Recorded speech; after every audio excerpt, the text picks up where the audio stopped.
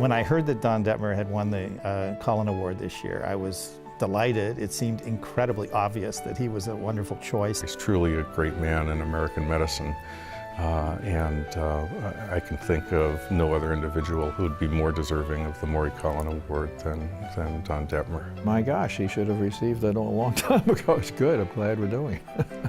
And I know Collen would be delighted. Don was the right person. In the right place. At the right time.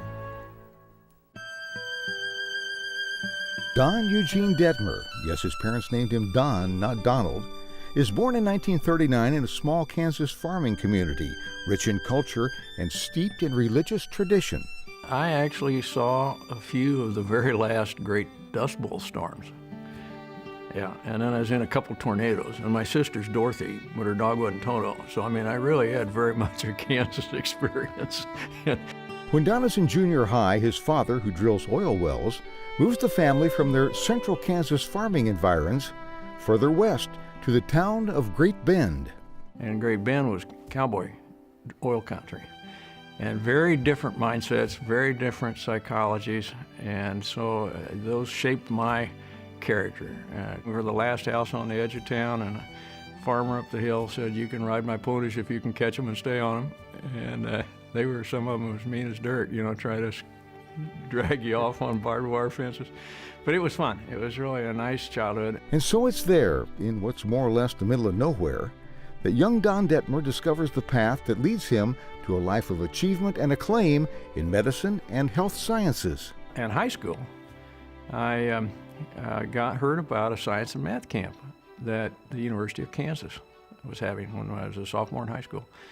And I applied and luckily enough was accepted. Don's appreciation runs deep for the way he was raised and mentored early on by his grandparents, his older brother and sister, the community as a whole, and especially his parents, with Mom getting special praise. She thought it was really important that I should go to Sunday school, so I had 7 years of perfect attendance to Sunday school, and as a result of that, I am not late to meetings. If I don't show up at a meeting, I'm not going to show up. She had that so drilled into me. After high school, Don heads for what turns out to be a rather unconventional college experience. I went to University of Kansas, and I spent a year in England, and I came back from my year in England and I didn't get credits for those things. So I actually got into medical school at KU without an undergraduate degree. So I'm still 15 hours short of a undergraduate, which I'm thinking about doing one of these days just to get my undergraduate degree. I got my medical degree from Kansas, so I did get a degree from Kansas. In 1961, as Don prepares to enter medical school, he and his life companion, Mary Helen, decide to get married. My wife is from Wichita. We met at the University of Kansas, and a great partner. We just had our 49th wedding anniversary, 50s next year. But it's funny, she accuses me of being from the enthusiasm belt. She didn't call it the Bible Belt, she called it the enthusiasm belt. His enthusiasm is infectious. It's hard not to catch the bug when you're around him. That's really a pleasure to be around, is somebody who has that sort of drive and vision and passion for what he does. He creates an environment where you don't want to let him down.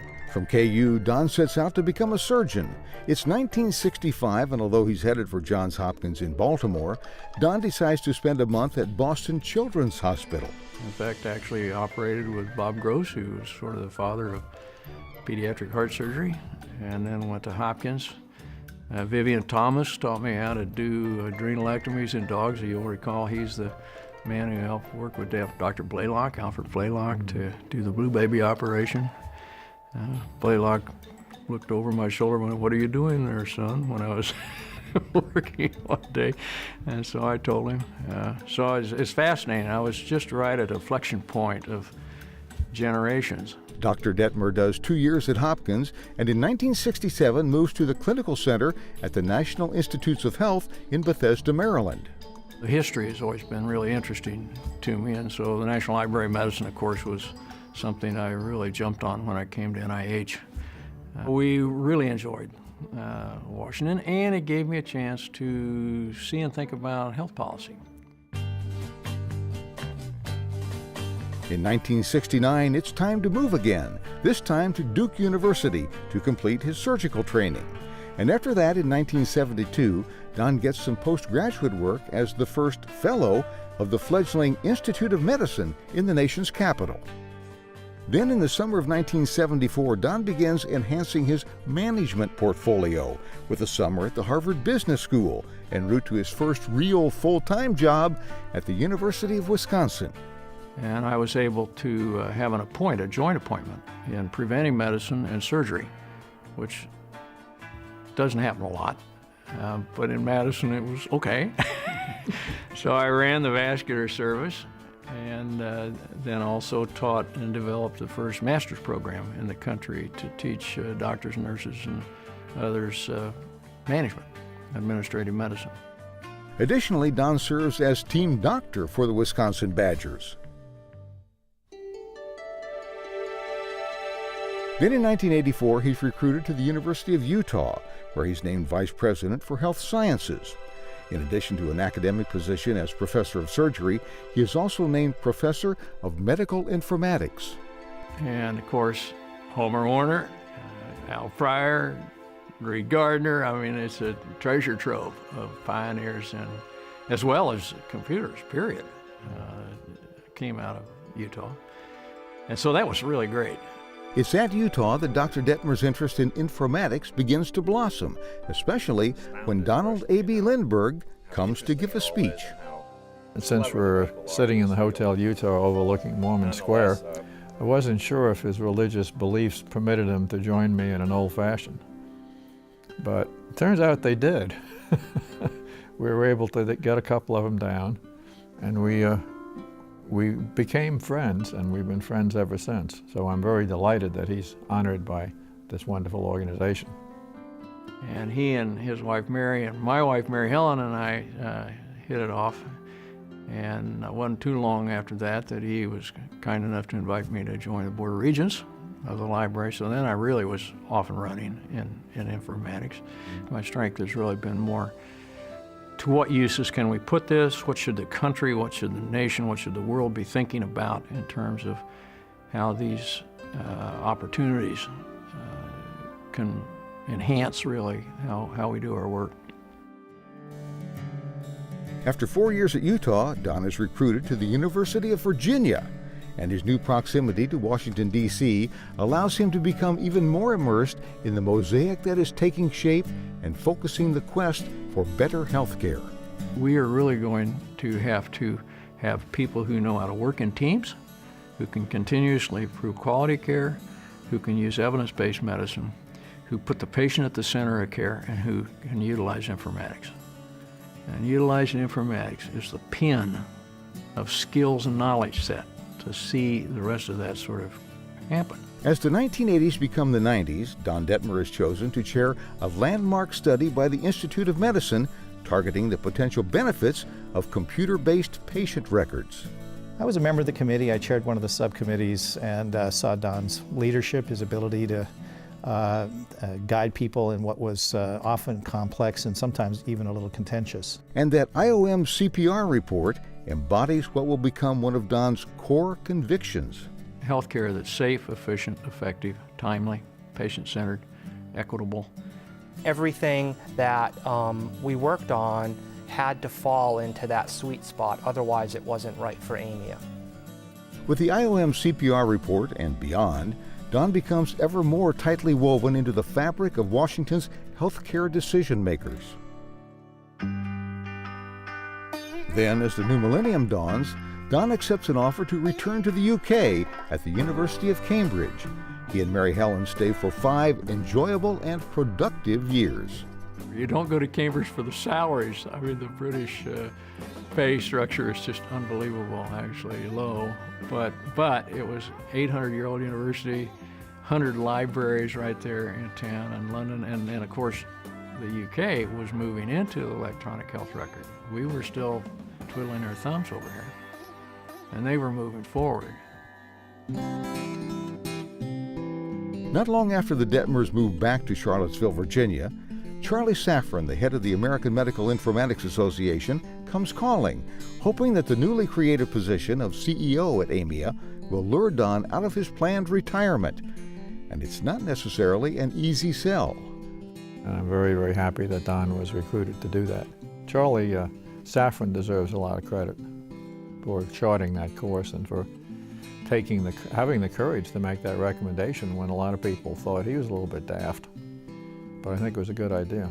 Luckily, with many demands on his part about what his role would be and how he would operate and his ability to travel to his farm whenever he wanted to, he agreed. And you know, the rest of the story is just wonderful because he was the right person at the right time. If I was going to ride that horse instead of my horse at home, I wanted to see it move. And it worked out really incredibly well. Really extremely well. Much better. I had the most fun in that job, I think, anything I've ever done. I think I probably accomplished the most too. And indeed, that was transformational for Amy because of his passion for the field, his knowledge, his management skills, and his ability to really bring policy to the organization in ways that have changed its visibility and its impact. Happily, there was a fabulous staff in Bethesda, at the Bethesda office. I mean, a terrific staff. He brought us instant credibility on Capitol Hill in Washington, D.C. by virtue of his contributions to many important federal committees and work through the Institute of Medicine and many other important national projects. All who have met or worked with Don are struck by his ability to relate to virtually everybody. And just how does he do that? Well, he has a stable of sayings, Donisms, if you will. And he'll throw in these very attainable terms, he relates it to fishing and horseback riding and heading the boat towards the rocks and turning it just before. He would basically get to some point in a very complicated discussion, and he'd just turn to you and he'd say, "That dog won't hunt." And yeah, I'm not a hunter, but you got the idea pretty quickly. One of the things you learn from working with him is that no idea is too serious to be held up as a joke. I mean, you just have to, that's part of the game. I would be willing to bet that on the occasion of his receiving this award, I don't see how it can get away from showing us a dog cartoon.